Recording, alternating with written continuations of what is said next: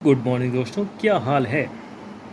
तो आज है शनिवार और है हनुमान जयंती। तो आज हम करते हैं मंदिर दर्शन, चलते हैं प्रयागराज के फेमस नागवासुकी टेम्पल को देखते हैं, साथ में मनकामेश्वर मंदिर।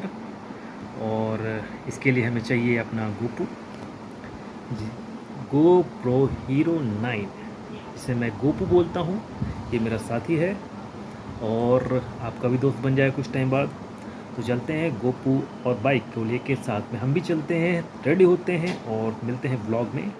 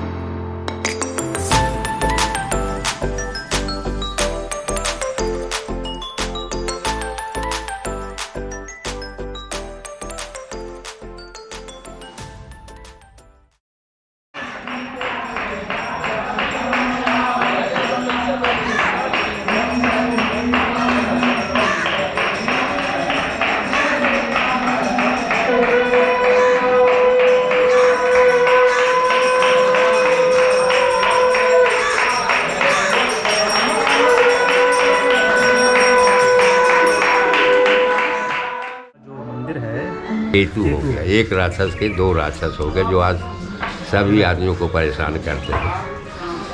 तो इनके शरीर में अग्निज्वाला उठ गई, क्योंकि रस्सी की तरह बटा गया था देवताओं राक्षसों में। तो इन्होंने भगवान से कहा कि मुझे कोई ऐसा स्थान दीजिए कि कुछ दिन मैं रह के और लोगों की सेवा भी कर सकूं। तो गंगा जी किनारे दारागंज में इनको स्थान दिया विष्णु भगवान ने। जाइए दारागंज में, गंगा जी में आप आराम से रहें। तो आए तो लोग नागराज समझ के प्रणाम करते थे, इनकी महिमा कोई जानता नहीं था। तो इन्होंने ये कहा था कि मुझे गंगा यमुना सरस्वती में वास कराइए। तब जमुना और सरस्वती थी, गंगा थी नहीं, क्योंकि गंगा जी इधर से पूरब की ओर जा रही थी। अच्छा, पूर्व की तरफ। हाँ, तो ब्रह्मा जी से प्रार्थना किया कि कोई उपाय करिए कि गंगा जी जो हैं जमुना जी में जा कर के मिल जाए। तो पद्म पुराण में लिखा है और स्कंद पुराण में इनके समुद्र मंथन का लिखा हुआ है। पद्म पुराण में लिखा है भारत के अंदर पहला यज्ञ ब्रह्मा जी ने दशाश्वमेध घाट दारागंज में किया। और विष के बारे में, जैसे शंकर भगवान ने विष पी लिया था, हाँ, तो वो पहले निकला था कि अमृत पहले निकला था? नहीं, अमृत फिर बाद में विष निकला। हाँ। नहीं, लोग कहते हैं पहले विष निकला था, उसके बाद अमृत निकला। विष पहले उन्होंने पी लिया? नहीं नहीं, समुद्र मंथन में हाँ पहले विष निकला, विष उन्होंने पान किया, तब फिर अमृत कलश 14 रथ निकले थे। तो जब यज्ञ किया तो शंकर जी की स्थापना की। पहले विष निकला, उसके बाद अमृत निकला। पहले विष निकला, पहले कभी भी सर फुंकारेगा तो पहले विष निकले।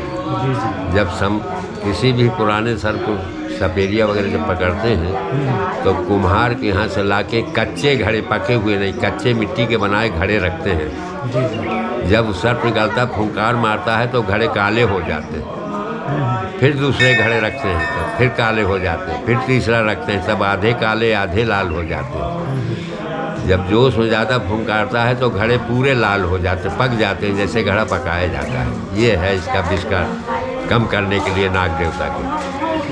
भाई जितना विषैला होगा उतना काला होता जाए, फिर उसके बाद वो पीला होने लाल रंग में आने लग जाता है। तो समुद्र जब यहाँ दशाश्वमेध घाट में शंकर जी की स्थापना की है दारागंज में, तो सब देवता एकत्रित हुए, तो बासुकी जी भी पहुँच गए। तो जब यज्ञ के पश्चात सब देवता अपने अपने स्थान को जाने लग गए, तो विष्णु भगवान ने आकाशवाणी से ब्रह्मा जी को सचेत किया कि ब्रह्मा जी अब नाग बासुकी को रोक लीजिए, अब इनको यहीं स्थापित कर दीजिए, बहुत दिन गंगा जी में पड़े रहे। तो 8000 साल पहले इनको यहाँ पे स्थापित किया? हाँ, 8000 साल। हाँ। जब सम्मेलन हुआ था तीर्थों में सबसे बड़ा तीर्थ कौन है, तीर्थों का राजा कौन है, तो सम्मेलन में जब धर्म का तराजू पलड़ा रखा गया कि जिसका पलड़ा पहले झुक जाएगा वही बड़ा तीर्थ होगा। जब नाम लेकर के सब कहने लग गए, तो जब प्रयागराज का नाम आया तो बासुकी जी जाके तराजू में विराजमान हो गए, पलड़ा नीचे हो गया। तो प्रयागराज तीर्थों का सबसे बड़ा राजा माना जाता है। प्रयागराज जो तीर्थों का राजा माना जाता है, समझे आप? हाँ, तो इनको जब कहा कि यहाँ स्थापित कर दीजिए विष्णु भगवान ने, तो इन्होंने कहा इतने दिन में याद आई है मेरी, इतने वर्ष मैं पड़ा रहा, लोग नागराज करके प्रणाम करते तो हो गया, मुझे कोई जानता नहीं कि बासुकी जी कौन है क्या है, क्योंकि शंकर जी गरे के नागराज है, कोई जानता नहीं। तो कहें आप नाराज न होइए, अगर आपको कुछ मांगना है तो वचन मांगिए। तो इन्होंने 3 वचन मांगे। पहला वचन था कि जो प्रयागराज में कुंभ में कल्पवास करने आएगा, अगर मेरे दर्शन नहीं करेगा तो कोई फल की प्राप्ति नहीं है। अच्छा। और यहाँ पर 12 माधव हैं जो इलाहाबाद की रक्षा करते हैं। एक बेड़ी माधव, बेड़ी माधव, अस माधव, चक्र माधव, गदा माधव, ऐसे 12 माधव हैं। तो योगी जी बनवा रहे हैं 25 के कुंभ से पहले 12 मंदिर बन जाए। 12 मंदिर, तो ये बड़ी अच्छी बात है। कहाँ का बन रहे हैं? यहीं पे मतलब आसपास में? इलाहाबाद में है, सब झूसी में है, रैल में है, अच्छा, करेली में है, दारागंज में 2 है, ऐसे सब जगह है। तो दारागंज में अभी बेड़ी माधव और असी माधव वो विराजमान है, बोर्ड लगा है। अच्छा, तो पास में ही है। हाँ, तो दर्शन नहीं करेंगे तो कोई फल की प्राप्ति नहीं होगी। तो 12 माधव की परिक्रमा होती है साल में एक बार। अच्छा अच्छा। तो उसके साथ मेरी भी परिक्रमा होनी चाहिए। एक चीज़ और बता दीजिए, नाग बासुकी जो नाग देवता बासुकी के नाम पे है, हाँ, तो ये केवल यहीं प्रयागराज में है कि नाग बासुकी का कोई और भी मंदिर है कहीं? विश्व में एक ही मंदिर है, केवल एक मंदिर? केवल एक मंदिर है नाग बासुकी, कोई कहीं बनावे, पर विश्व में एक ही मंदिर है। पूरे विश्व में नाग बासुकी का केवल एक मंदिर है, वो भी प्रयागराज में। हाँ। और दूसरा वचन मांगा कि काल सर की पूजा खासकर मेरे स्थान में होगी, क्योंकि मैं साक्षात यहाँ विराजमान हूँ। बाकी नासिक उज्जैन में भी काल सर की पूजा होती है, और वहाँ महाकाल में होती है, यहाँ मैं साक्षात विराजमान हूँ। मतलब और वहाँ पे एक टाइम पे होती है, यहाँ पे हर समय कर सकते हैं। यहाँ तो हरदम होती रहती है। बुधवार शनिवार 2 दिन है मुख्य और 5 तिथियाँ हैं, एकादशी, प्रदोष, अमावस, पूर्णमासी, पंचमी।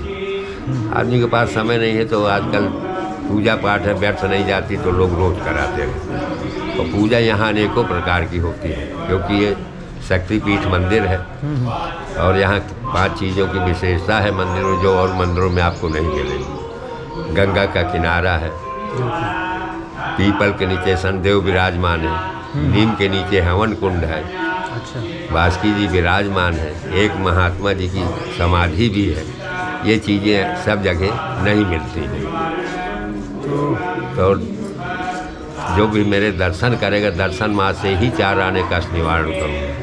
और सावन में जो गुड़िया कहते हैं नाग पंचमी, उस दिन जो मेरे दर्शन करेगा काल सर्प की पूर्ण शांति हो जाएगी। ऐसा कोई दिन है जिस दिन मतलब इसको मतलब काफी मेला टाइप का लगता हो? कोई नाग पंचमी को बता दो। नाग पंचमी हो, नाग पंचमी के दिन चूड़ी जुड़ रहो, सदा सुहागन रहो, दूधन ना पूतन फल बासुकीनाथ सबका निवारण करे, मनोकामना पूर्ण सुखी रहो। नाग पंचमी के दिन बहुत बड़ा मेला लगता है। अच्छा, 4-5 लाख आदमी दर्शन करता है। 100-150 पुलिसकर्मी लेडीज जेंट्स रहते हैं। काफ़ी प्रशासन को मेहनत करनी पड़ती है तब मेला संपन्न हो पाता है। रात को 12 बजे से ही लोग दूध, चना, मटर, लावा ले लेके लाइन लगा लेते हैं। अरे बहुत लंबी लाइन है। समझे आप? और शिवरात्रि को बहुत बड़ा मेला लगता है। तो मेला जो लगता भीड़ इधर ही ज़्यादा होती होगी क्योंकि इस साइड तो काफी देखिए खाली एरिया है। देखिए सावन के महीने में अक्सर गंगा जी बढ़ जाती है, अच्छा अच्छा, फिर रोड में आ जाती है। अगर गंगा जी ना बढ़ी तो ज़्यादा मेला इधर से आता है, वो बहुत तगड़ा मेला हो जाता है। 10 लाख आदमी हो जाए कह नहीं सकते आप। अच्छा, और गंगा जी अगर इधर आ गई तो मेला इधर से आता है तो कम हो जाता है मेला, समझे आप? और बेड़ी माधव का स्थान पहले असीमाधव बेड़ी माधव दोनों यहीं विराजमान थे। ईशान कोण में जहाँ पर विराजमान है वो मंदिर लाल वाला, ये नदी गंगा जी में दोनों मंदिर ध्वस्त हो गए। अच्छा, तो हम बाढ़ जो आई थी। तो हमको एक मूर्ति मिली थी असीमाधव की, तो हम लोगों ने मंदिर में अंदर आले में रख दिया। अच्छा, और बेड़ी माधव के महंत के पास जगह थी वहाँ पर, तो महंत जी ने वहाँ स्थापित कर दिया मूर्ति बनवा के। तो आज भी जब रात को 9:30 बजे आरती होती है उसके पश्चात आप देखेंगे कि बेड़ी माधव का बिस्तर लगाया जाता है नाग देवता के स्थान पर, और वो सुबह यहाँ से प्रस्थान करते हैं क्योंकि उनका निवास यहाँ था।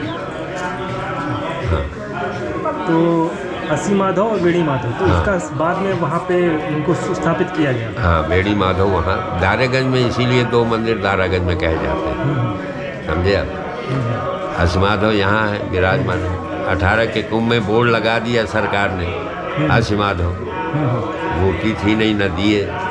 तो फिर ये मूर्ति उठा के हम लोगों ने छोटा मंदिर, किसको बताएंगे असीमाधव कहाँ है, तो फिर हम लोगों ने वहाँ स्थापित कर दिया।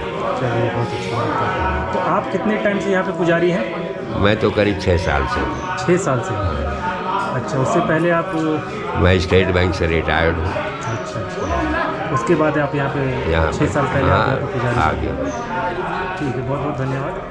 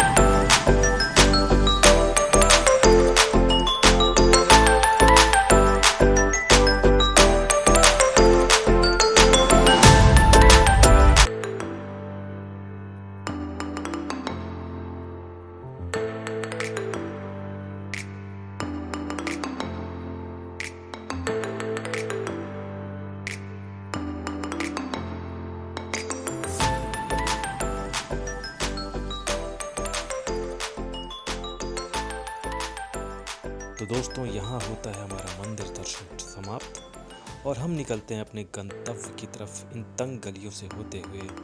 वैसे हमारा प्लान था कि आज ही के दिन हम वेड़ी माधव का भी दर्शन कर सकें, लेकिन वीडियो काफ़ी लंबी हो गई और अगर आपको कोई भी मंदिर दर्शन करना है तो आपको उसमें टाइम देना होता है। अगर आप किसी दर्शक को दिखाना चाहते हैं तो उसे ऐसा लगना चाहिए कि उसने खुद मंदिर दर्शन किया है।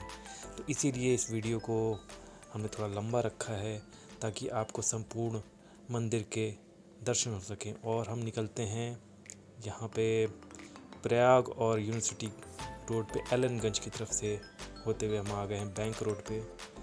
तो अगर आपको आना है तो आप यूनिवर्सिटी से होते हुए एलनगंज होते हुए सीधे रास्ता है। तो मिलते हैं नेक्स्ट वीडियो में।